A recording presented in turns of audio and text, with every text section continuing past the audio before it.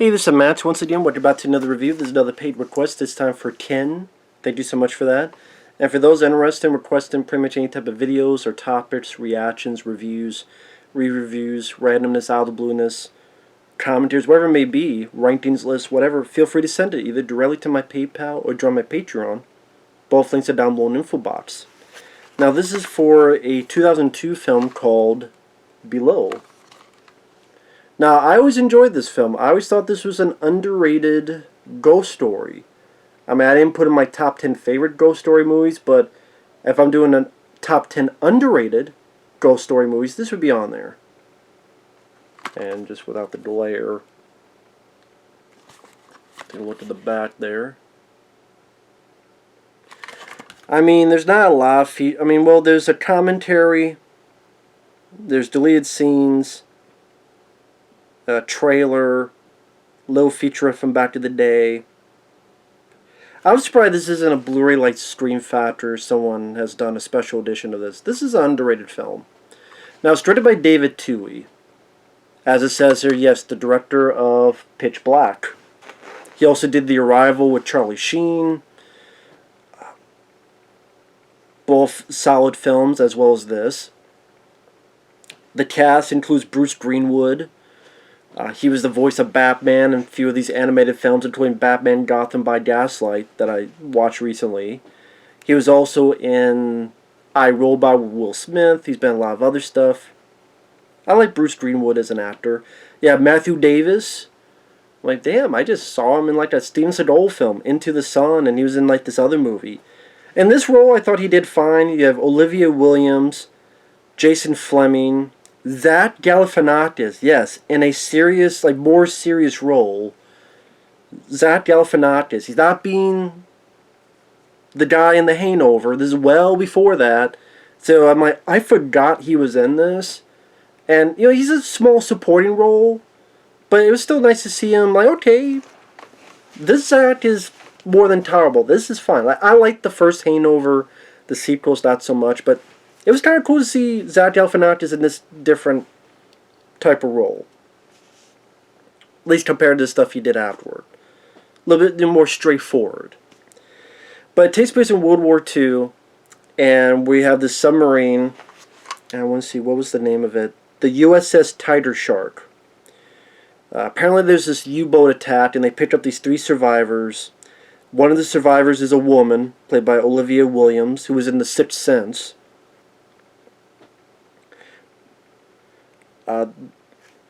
Like I said, they picked up these 3 survivors, and the captain of this USS Tiger Shark, he's played by Bruce Greenwood, like I said, who was in 13 Days, Double Jeopardy. Matthew Davis is kind of a subordinate who they say is wet behind the ears, but he's got definitely more of a moral code compared to other people. You also have, I forget his name, he played Nick Chinland. He was the guy in Con Air who Nick Cage said, put the bunny back in the box. And Nick Chinland didn't do it, and he paid for it. He's in this. And a few other like people I kind of recognize. I recognize their faces, but not their names. And it's a ghost story. It's a ghost story in a submarine. Which I always thought was kind of a cool idea. I thought it was a neat idea. It's very subtle at first. It builds up, but it's not boring. I mean, the movie is only, okay, it's an hour and 40-some minutes, but it didn't feel that way at all. I thought they had a decent enough budget. They had like 30-40 million to play with, so the submarine scenes look decent enough. They don't look cheap. They don't just use stock footage from The Hunt for Red October, and that's the thing with a lot of submarine films. If you don't have the budget, they just steal scenes from other movies. Like Crimson Tide or, again, Hunt for Red October or something. Which it gets annoying, because if you've seen those films, okay, I reckon. So no, the effects here I thought were pretty decent for its budget and for its time of 2002. And I thought the inside of the sub, David Twohy did a nice job showcasing the tight corridors, the claustrophobic setting, and there's a lot of good style certain bits of editing, certain bits of using the camera. I thought he really got you used to being in this submarine and how to navigate all these people around this big tin can that these characters happen to be in. And then strange things start happening. They get chased by this U-boat. They have to go under. This record starts playing. No one knows who the hell played this record. There's this thing called splashes, these bombs, and there's like one splash that tumbles slowly across the sub. I thought David Twohy did a nice job of that suspense of each of the people just listening, wondering if that thing's going to blow up, and if so, when it's going to blow up, or is it going to tumble off, or is it going to blow up down there. And it definitely does a slow build of the stairs, where it's like lights flickering and whispers and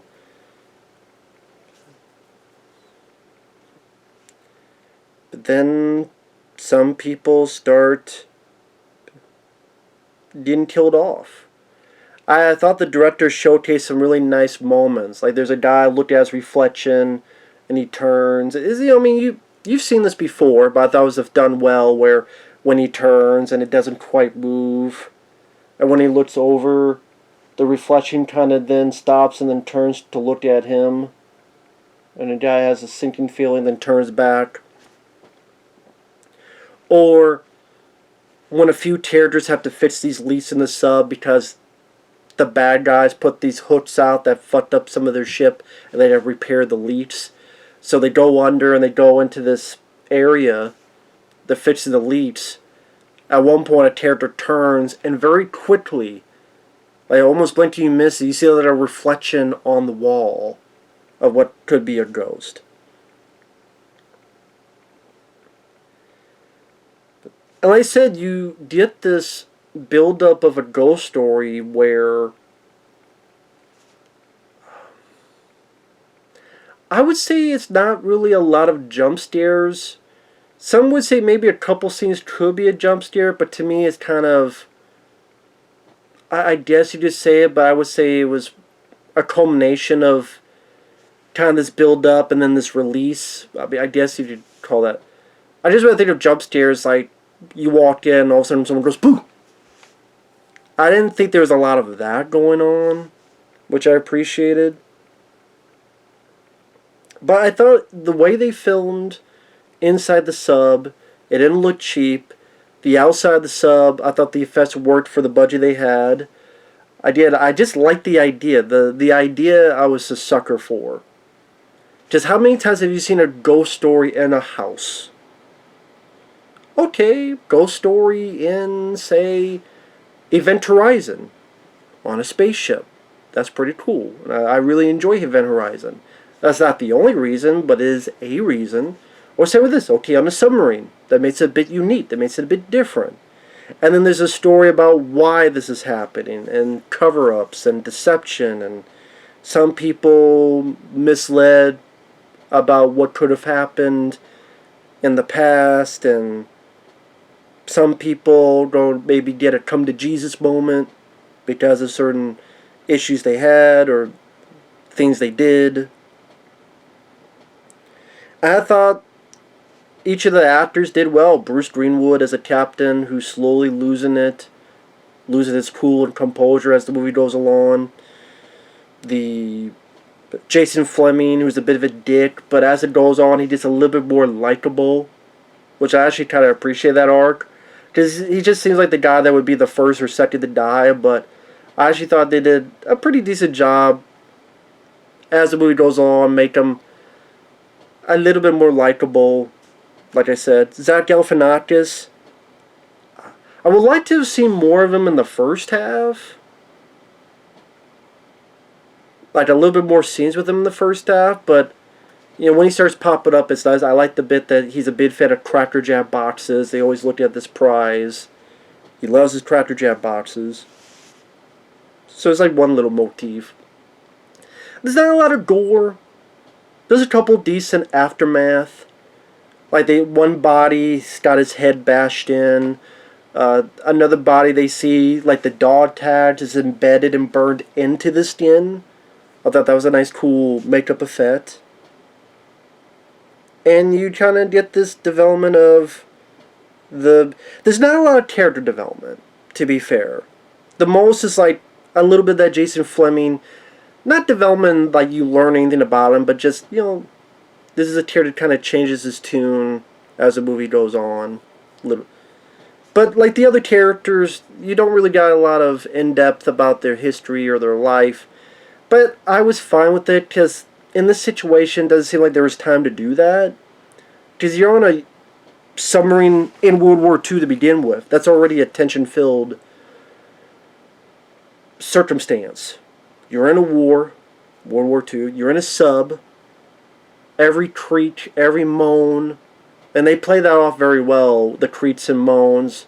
Oh, it's just a whale. And then later on, they hear the weirder sound, and one goes, I don't even know what the hell that is, or beats the shit out of me. What that is. I'm not going to give what the mystery is, but I thought it was nicely well told. Did he do the script for this as well? Lucas Sussman, David Twohy, and Darren Aronofsky. So, that's right, I remember reading Darren Aronofsky, the guy who directed... What's the film you remember him for?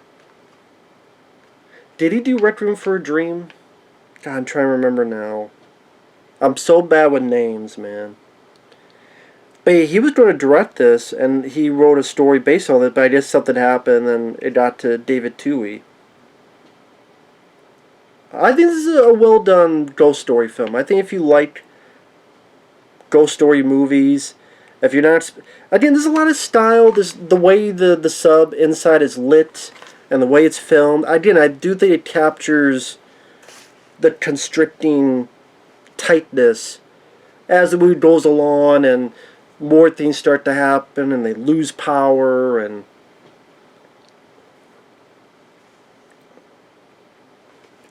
this is a film that did not get a fair chance. What I mean by that is, when the movie came out, once again, Dimension Films, Harvey Weinstein by Weinstein. I'm not going to get into the personal stuff of them that we know nowadays about them, but as businessmen, they were really shitty when it came to genre fare. I mean, yeah, Stream came out, was a hit, but then they either put their hands in stuff or crap releasing. This film had a $40 million budget. It did not even make $1 million. Why? You release it in 168 theaters. Opening weekend. 168 theaters. The most theaters it got into was 300 and some. The movie can do nothing with that. And I don't know why, because it's not a bad film at all. Is that a bad film? Is that a terrible film at all? I'd be curious to know what some of these guys think of the film today. And sadly, this is a film no one really talks about, so I can't really say it even got like a cult following. It got some good positive reviews. ABC TV, Fox TV, Entertainment Weekly. Well, that's not really a review, that's a comparison, but these aren't even reviews, now that I think about it. Except this one, the Bat Entertainment Weekly. Like, this is not a review. Suspense and horror. Okay? There's suspense and horror in the film. This is not a review whether it's good or bad. So maybe it didn't get good reviews. I don't know. Maybe I'm wrong on that.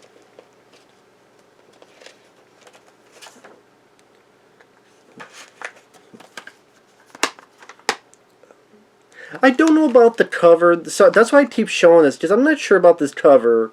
Because I like the submarine part, but I'm not sure about the whole eyeball thing. Weirdly enough, it kind of reminds me, now that I think about it, of this. Like, think of the sub going up, and the bubbles. and then you see like the bubbles going up, almost like the same direction. And yeah, just without the eyeball. But and yeah, I'll take this over Ghost Ship. Well, okay, you want to know a movie that's better version of Ghost Ship? Below. A ghost story movie with an underwater quality to it. Yeah, I think David Twohy had a better handle on suspense. I think, again, it's a slow, but the actors do their jobs well. The story was interesting enough. The TV curious to see what was going to happen. I'm talking about when I first saw this. Obviously, I own this, so I don't even know if this film's on Blu-ray. Now that I think about it, but I do think this is an underrated film. I think it's an underrated flick. I know I didn't go too in depth on it, but I don't want to give a ton of other stuff away. Yeah, I think if you like horror, ghost story movies, if you're not expecting a lot of gore or a lot of action, I still think it's a rather well done movie for its kind. And Dimension Films and the Weinsteins gave it a bad rap. They just dumped it with no marketing, no fanfare, no chance. 168 theaters in opening weekend, that's no fucking chance. What the hell was that? Ridiculous. So, with that said, thanks for watching, and we'll see you guys later. Bye-bye.